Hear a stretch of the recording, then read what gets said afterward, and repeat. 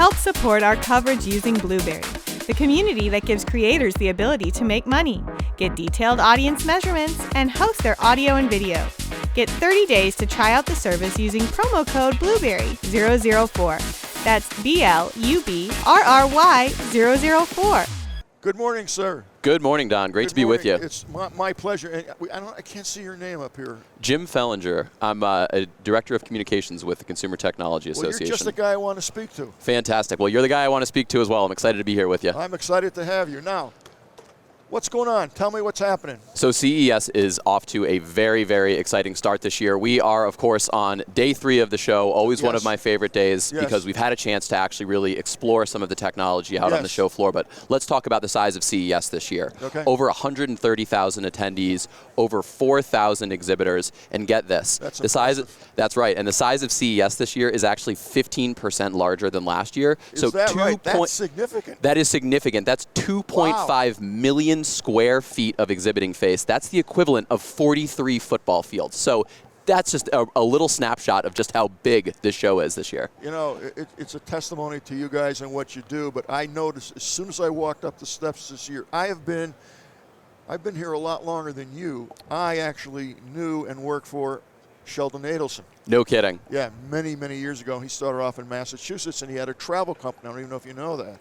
And it was his idea, concept to create this.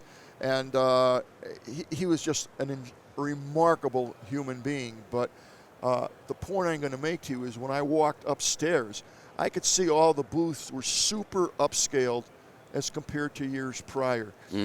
Many years, well, for the last several years, they'd have a small booth like this big with 1 or 2 people in it and not much staging, just a little teeny product. Now, wow. Yeah, CES has really become to some extent about the spectacle for a lot of these exhibitors. It's the happening. That's absolutely right. And look no further than companies like Supernal, who are debuting technology like flying cars right out there in the parking lot of the Las Vegas Convention Center. Yeah. It's almost like watching the Jetsons in the modern day. Now, I'm sure you've walked around because that's what you do. What have you seen that's been eye-opening to you? There is so much. I know you can't pick one thing, but well, I can pick a few if that's okay, because I'd like to know. there's a lot of technology to talk about. Look, one thing that has really captured my attention this year and captured the attention of a lot of folks is digital health, a growing category here at CES. And there was one piece of technology in particular that I found particularly exciting. Of course, the word on the tip of everyone's tongue this year is artificial intelligence. I just discussed that. It is the theme of the show, right? And so seeing how companies are using artificial intelligence to improve healthcare, to improve the research and development of new drugs, to improve the system that doctors are able to use is amazing. Let me give you a great example. Dassault Systems has developed a digital twin technology that allows them to completely replicate the human heart. What does that allow them to do? Run all kinds of tests that would otherwise need to be done on animals and eventually humans. That's just a little example of what AI can do, but there's so much more out there on the show floor. Does it scare you? Does AI scare me? Look, I think like all people, it is important to approach new technology with a healthy degree of skepticism, right? I think with AI, what we're actually seeing is that the big concern for most people is that AI is going to completely replace humans in professional settings. I just met him this morning.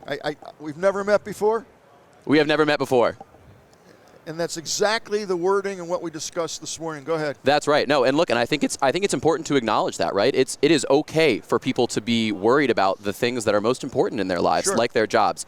Here is the reality of artificial intelligence. In the long run, it has never been designed to simply replace humans. It's something that can assist humans. Let me give you another good example from health. There are a lot of experts who say doctors aren't going to be replaced by AI, but doctors who don't use AI will be replaced by doctors who do. The reality is that AI is That's great. That's a great analogy. I love that. I agree. I think it's technology that enhances what we are capable of. So let's look at the United States, for example. We have a coming shortage in healthcare workers, a massive shortage that's not going to allow us. We have a shortage. It's not coming. And it's getting worse. Absolutely. Right? It is getting absolutely worse. And so the idea that technology can be used to assist assist these medical professionals who are doing these important jobs should be a relief to all of us. But it's not just, hospitals and health, right? Think about something as simple as highway transportation. I know the idea of a self-driving car sounds scary to us because the idea of taking your hands off that wheel is insane. Yes. But look at highway crash statistics currently. There are an enormous number of injuries and deaths on a yearly basis, even here in the United States. AI provides the promise of eliminating the vast majority of those deaths. AI is affecting every single thing. I had, 15, 20 interviews so far. Every single one, every single company had AI integrated into their product. Every single person, whether it was medical technology. We just had a person who had thermal detectors on the front of cars for night vision to prevent any type of accident. It could see a person crossing the street at night that you couldn't react to quick enough to stop the car like that with AI-assisted technology to make the decisions quick. That's absolutely right. And what's so interesting is that AI has, of course, always been a subject here at CES for as long as it's been around. But this year, the number of companies that self-identify as AI companies that were using AI really for their, for the duration of their existence, are now really leaning into this technology and identifying around this technology. Okay, give me another example of something that you saw that you liked. I think that there's a ton more to go through, but let me talk about a company that I think a lot of people are surprised. This guy's pretty good to see at CES. John Deere. So John Deere is actually debuting technology that I believe they first showed at the show last year. So not debuted, but back on display again this year. And I think this is fascinating. I grew up in a rural area, and a concern that I always had was the use of pesticides. How does that impact the surrounding community? How does that impact the environment? Sure. Well, John Deere has developed a tractor that uses AI technology to eliminate weeds and pests with lasers. Really? With lasers rather than using pesticides. So it can be autonomously driven up and down a field. No, that's something I never heard of. It's incredible. It's incredible. But it's is it real? Is the product here and working? So it is a prototype. These are prototypes, right? And I think that's part of what's so exciting about. Oh my God! Yeah, everything here is prototype. That's right. Well, that's sort of the magic of CES, right? There are a lot of places that you can go to see the technology that's currently on the shelves. You can go to a great retailer like Best Buy or Target, and you're likely to find a lot of the cool technology that you'd want in your home. CES is all about what's next. It's all about the technology that is right around the bend. It's all about finding investment for technology that's going to make our world a more dynamic place. Fascinating. I tell the audience that people aren't necessarily here, the exhibitors aren't necessarily here to sell product A to point B.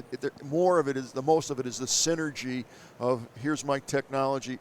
How can you use it? How can I use yours? And it's the meeting, it's the blending of the minds that really goes on behind the scenes here. That's absolutely right. Critical. It's critical. And speaking of critical, let's talk about another growing category at the show, accessibility tech. So again, CES is a great place to go to find the coolest gadgets, next year's Christmas gifts for your kids, right? But it's also somewhere where we talk about products that have a meaningful impact on people's lives. I'd love to point to Garmin's new smartwatch that helps with fitness tracking for people who are in wheelchairs, right? And I think that's so important because there's so much, one of the most important parts of technology is that it is thought of and developed in inclusive ways. And so it's exciting to see companies like Garmin leading the way there and demonstrating that there is a market for accessibility tech and that it's something that really does create meaningful value to people's lives. It does. It enhances their life. I mean, you have, fortunately, most of us are okay, but for those people who are handicapped, and by the way, I have a huge handicapped audience, huge, which is why I always try to cover products that will make their lives easier. But as you mentioned, CES is just, it's like a candy store where you can walk through the various booths and see the technology that's being developed to help people who are handicapped in all kinds of ways. Absolutely. And look, and another great example of this, actually, a topic that a lot of people shy away from, but something that we actually welcome here is sexual health and products that improve sexual health. And for people in the handicapped community, they don't always have access to movement that other folks do. Right. And so these products provide them with real value, with health and fulfillment that every person deserves. Now, tell me what you do on a regular basis. On a regular... The show's over. The show's only 4 days for us. Tell me what you do all year. Well, it's amazing how much preparation goes into just 4 days. To me. Yeah. But to put together 2.5 million square feet of exhibitor space is a year's worth of planning. But Beyond that, CTA is actually a year-round organization that focuses on much more than just a big technology show. How large is the organization? The organization has over 200 people, and a few parts of the organization that I think are most dynamic and interesting. First, our research department. We develop tons of market research, exploring the future of the market, helping exhibitors out here get a sense of what's around the bend. We have a government affairs team that advocates on Capitol Hill and with regulatory agencies here in the United States for pro-innovation tech policy. And then last, but of course not least, our standards work, something many people haven't heard of. But if you've ever used the airplane mode function on your phone, that's a CTA standard. The fact that so many of your plugs work with one another is a result of technology standards. Standards are when companies come together and find ways to make technology interoperable in ways that make things more convenient for us. Kind of sort of like making Apple use the... Something like that, exactly right. Kind of like that. A little bit like that, exactly right. Yeah, that's great. Now, another question for you. I used to be a professor for a long time. Let's leave it at that. I would love to see, and I got to be careful how I say that, but I would love to see some young adults touring here, guided tour or whatever, because if they're young engineers or whatever, that this is just an eye-opener to them of what's possible. But I have yet to see, and it's so big, maybe it's here and I don't know, but is there anything available for students or professional people who are in college or preparing some type of a trade to have a look at this, to ever get access to this? Well, that's a great... I know it's an offhanded question, but... No, I think it's a great question. I'm curious. No, I think it's very important. So, for starters, at the show every year, the CTA team leads, gosh, I can't even keep track of the number, but tons and tons of guided tours. I think that the idea of focusing more on younger people, the future of innovation, right? The people who are on the ground floor, I think is a fantastic idea. But one program that I do want to point to is our scholarship journalist program.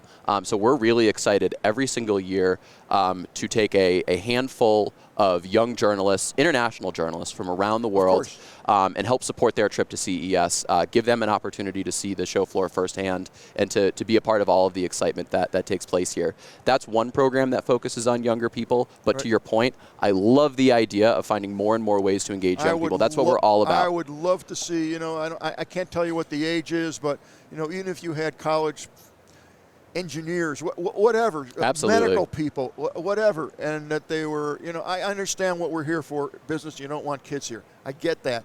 But there are young folks out there who are preparing a career in engineering or medicine, whatever it may be, that would, I think, really benefit, and it would really open their eyes up. My God, just to walk just through the Venetian Expo alone. Absolutely. That would like, wow, this is possible, or wow, I didn't realize this existed. I think it would be phenomenal. It would help the country. I think it would help the country, absolutely. I think as I'm sure you know, there is a real need for young people who have an interest in science, technology. And what better place? And there isn't one. Exactly. I couldn't agree with you more. There's nowhere else that where you can really, and I hate to sound corny here, but where you can really get lost in the wonder of tech the way you can at CES exactly when you're in the middle of the show floor and you're looking around, and as far as your eye can see, you're looking at new products, things that aren't on the shelves yet. It's hard not to get a little bit emotional about it. That's why I'd love to see, I agree. I'm sorry to bring this up, but it's always been on my mind as I walk through and I go, my God, the possibilities. I didn't even know this existed, or wow, and then you just get them sparked. I think it's something we should consider. We are constantly trying to keep up with a very, very innovative industry. So we're constantly changing. We're constantly on the move. Love taking these things into consideration. I just wanted to bring that up because you're... Absolutely. You've given me something to consider today. You're the guy. I think it would be wonderful. I love it. And the college and the universities, I'm sure, would welcome it with open arms. Absolutely. It's a once-in-a-lifetime experience to come here. And every year I come here, every year it's all different. It's all new, and that's the beauty of something this. Special about that. And like you said, you work. 200 people are working behind the scenes, 365 days a year to bring you the 4 days. And these people are busy, and they get requests from here, there, and everywhere. And it's a very time-consuming, difficult type of work to be in, but thank God that you do that. Oh, it's a lot of fun. And in between all of the work, I feel like the luckiest person in the world. I get to work around this incredible show. I get to work around an incredible team, and I have the opportunity to be a part of this every single year. I mean, That's awesome. It doesn't get much better than that. How many years you been here now? So I've been here for 3 years, and no plans to go anywhere anytime soon. Not. I would love to be a part of this show for as long as it runs, and that will be a long time. Well, I'm getting the wrap-up sign. Listen, I want to thank you so much for being here. You're very articulate. You're to the point. You're a sharp guy and a gentleman, a scholar, and I appreciated you coming on. Seriously. Don, my mom is going to appreciate all of that when she hears this. You're the man. Thank you. It's great being with you today. I hope I see you here next year. Absolutely, absolutely. And let me know if you need some help or ideas on that on the kids. I really. In all seriousness, I will. College students. In all seriousness, I will follow up with you on that. It is 18 or older to enter the show, but that's college students. I'm letting the door open to you. I would love to see some young people. I think it's brilliant. Involved in technology, medicine, whatever their genre is, to just see it. Absolutely. Love it. Cool. Don, you're the man. Thank you. No, you are. Thank you so much. Thank you.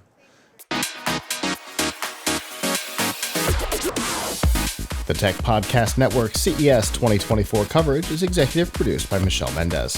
Technical directors are Kurt Corliss and Adam Barker. Associate producers are Nancy Ertz, Clinton Millsap, Sergio Velasquez, and Terry Willingham. Voiceover by Aaron Hurst. Our hosts are Marlo Anderson, Don Bain, Todd Cochran, Scott Ertz, and Christopher Jordan. Studio and equipment are provided by PLUGHITZ Productions. This has been a Tech Podcast Network broadcast, copyright 2024.